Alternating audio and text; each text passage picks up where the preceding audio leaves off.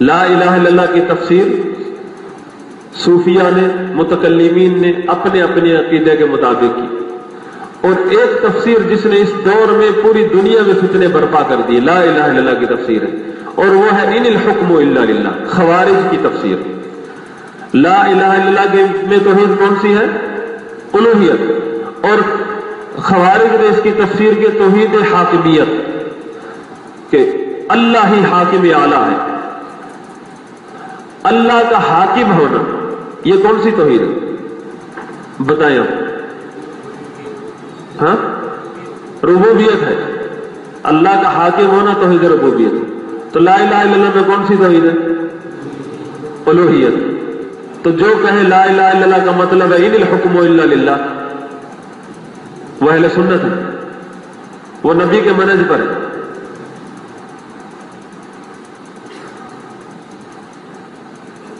باطل نظاموں کو پلٹنا لا الہ الا اللہ کا تقاضا۔ تو پھر نبی صلی اللہ علیہ وسلم نے 13 سال خود نبی صلی اللہ علیہ وسلم نے مشرکین اسٹیٹ میں ایسے گزارے، صرف ایک حدیث بھی دکھا دے جس میں صحابہ کو یہ امید لگائی ہو کہ ہم نے ایک دن یہ زنجیریں توڑ دینی، ہم نے تختہ الٹ دینا ہے ایک دن بھی۔ وہ تو اللہ کا حکم آیا ہے ہجرت کرو جاؤ، تمہارے لیے ادھر راستہ کھلا ہے، کسی کو نہیں پتا ہمارے ساتھ کیا ہوگا، مستقبل کیا ہوگا۔ اور جو سابقہ انبیاء گزرے انہوں نے دعوت دی ہے، توحید کی دعوت دی ہے، ان کا انجام کار دنیا میں کیا؟ ابراہیم علیہ السلام کا کتنا بڑا نام ہے، بلکہ ہمیں کہا لقد کان لکم اسوۃ حسنہ فی ابراہیم، ابراہیم میں تمہارے لیے اسوہ حسنہ ہے۔ ابراہیم علیہ السلام کہا کتنی بڑی فوج ہے، اکیلا ہے، اکیلا، بیٹے ہیں تو سارے نبی ہیں، اور ان کے علاوہ بیوی ہے، کوئی اور امتی دکھائی۔ اور مقابلہ کس سے ہے؟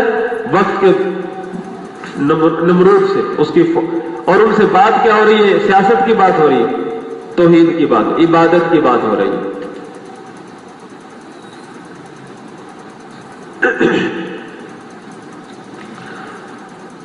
تو شروع سے لے کر خوارج کی تفسیر یہ رہی ہے ان الحکم الا للہ۔ اس کو جب ایک جماعت یا تنظیم، چاہے وہ وہابی ہو، اپنے آپ کو وہابی کہتے ہیں، جب وہ ان الحکم الا للہ کی تفسیر پر چل رہے ہوں گے تو انہوں نے لا الہ الا اللہ کو ان الحکم للہ بنایا ہے۔ ان کی دعوت، چاہے وہ لا الہ الا اللہ کا معنی ممبر میں بیٹھ کے کرے نہیں ہے کوئی معبود برحق سوائے اللہ کے، لیکن ان کا منہج جو ہے ان الحکم الا للہ والا ہے، تو وہ خوارج کے منہج پر ہے، نبی کے منہج پر نہیں ہے، اہل سنت کے منہج پر نہیں ہے۔ اور کچھ مکار خوارج بھی ہیں جنہوں نے ہمارے مدرسوں میں پڑھا، ہمارے ماحول میں پلے ہیں، انہوں نے الگ سے توحید کی قسم بنائی ہے، پھر 4 قسمیں، توحید حاکمیت 4تھی قسم، جبکہ اس کا تعلق ربوبیت سے ہے۔ تو اہل علم نے اس کا رد کیا کہ یہ خوارج ہیں، یہ پڑھے لکھے خوارج جو ہمارے گھروں سے نکل کر گئے تھے، ان سے سیکھ کر آئے، پھر ادھر آ کے انہوں نے ہماری زبان جانتے ہیں، ہمارا انداز جانتے ہیں، تاکہ ان کو کوئی پکڑ نہ سکے عام آدمی، تو ان کو چکر دینے کے لیے 4تھی قسم الگ سے بیان کر کے کہ نہیں، ہم وہ توحید جو شیخ صاحب بیان کرتے ہیں نا وہ ہم بھی مانتے ہیں، لیکن ایک اور توحید ہے جو شیخ صاحب نہیں بیان کرتے، وہ ہے توحید حاکمیت۔ کان ادھر سے پکڑ لو، ادھر سے پکڑ لو، پکڑا وہی کان ہے، جو خوارج کا منہج ہے، توحید حاکمیت۔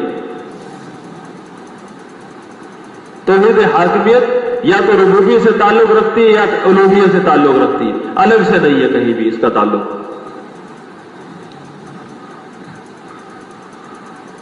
تو یہاں اہل علم جب بھی توحید پڑھاتے ہیں سب سے پہلے یہ سب لوگوں کو سمجھاتے ہیں، ایک توحید ہے اہل سنت کی، ایک توحید ہے صوفیوں کی، ایک توحید ہے متکلمین کی، ایک توحید ہے رافضی شیعہ کی، ایک توحید ہے خوارج کی۔ آپ نے کون سی توحید پکڑنی ہے؟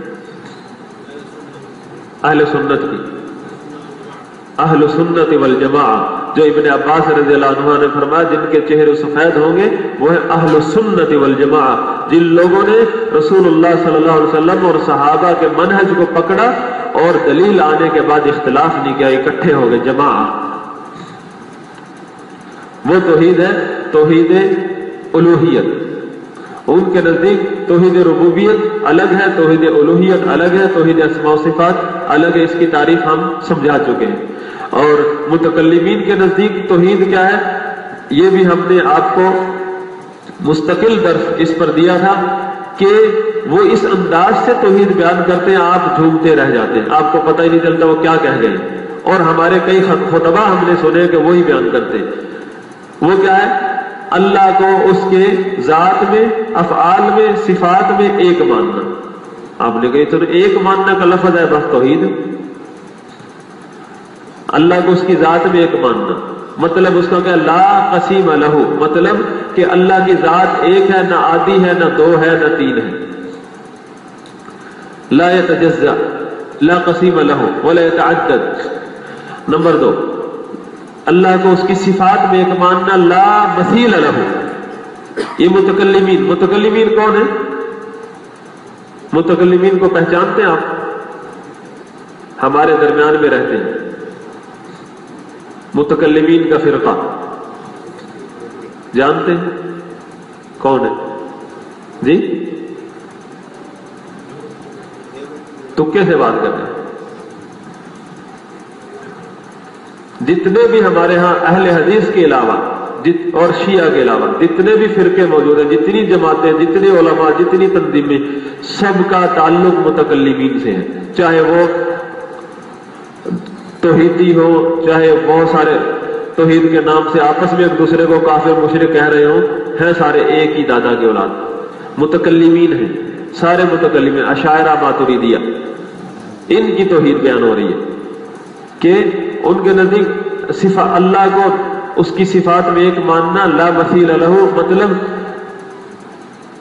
آپ نے حدیث پڑھی کہ اللہ کے نبی کا فرمان ہے، اللہ تعالی ہمارا رب آسمان دنیا پر نازل ہوتا ہے. وہ کون؟ توبہ توبہ توبہ، دیکھ کفر بول رہا ہے. ان کی توحید ہے، یہ اللہ تعالیٰ نازل ہو رہا ہے، نیچے آ رہا ہے، یہ اللہ کی شان کے خلاف. یعنی نبی صلی اللہ علیہ وسلم کو نہیں پتا تھا کہ اللہ کی شان کے خلاف بات کر رہا ہوں. آپ نے پڑھا حدیث، نبی صلی اللہ علیہ وسلم اکثر قسم اٹھایا کرتے تھے، اس ذات کی قسم جس کے ہاتھ میں میری جان.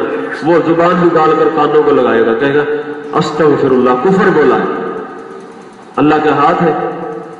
آپ نے قرآن کی آیت پڑھی، بل یداہ مبسوطتان، اللہ نے فرمایا بلکہ اس کے 2 ہاتھ ہیں جو کھلے ہوئے، پھیلائے ہوئے ہیں.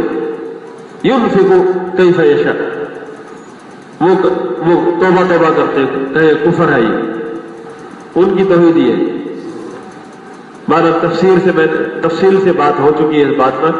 تو یعنی اللہ کی صفات کا انکار کرنا، تعویلیں کرنا، اس کو ہیلے بہانے بنا کر اور اس کے معنی نکالنا، یہ ان کی توحید ہے. آخری تیسری قسم ان کے نزدیک جو اللہ کو اس کے افعال میں ایک ماننا، لا شریک لہ، لا شریک لہ. افعال کیا ہے؟ اللہ ہی خالق ہے، اللہ ہی مالک ہے، اللہ ہی رازق ہے. لا شریک لہ ابو جہل بھی کہتا تھا، لا شریک لہ، اللہ ہی خالق ہے، اللہ ہی مالک ہے، اللہ ہی رازق. وہ توحید جو محمد رسول اللہ صلی اللہ علیہ وسلم لے کر آئے، وہ کہاں ہے؟ اس میں یہ جو 3 قسمیں بیان ہوئی ہیں متکلمین کی. اس کو اللہ کو اس کی ذات میں، اس کی صفات میں، اس کے افعال میں ایک ماننا. اس کی عبادت کہاں گئی؟ آپ کون سی توحید مانتے ہیں؟ اہل سنت کی یا متکلمین کی؟ وہ کہتے ہیں ہم اہل سنت ہیں. اہل سنت نام سے نہیں، بورڈ لگانے سے نہیں، رجسٹرڈ کروانے سے نہیں، وہ تو عمل کا نام ہے، عقیدے کا نام ہے. وہ اللہ تعالیٰ فیصلہ کرے گا کون اہل سنت ہے.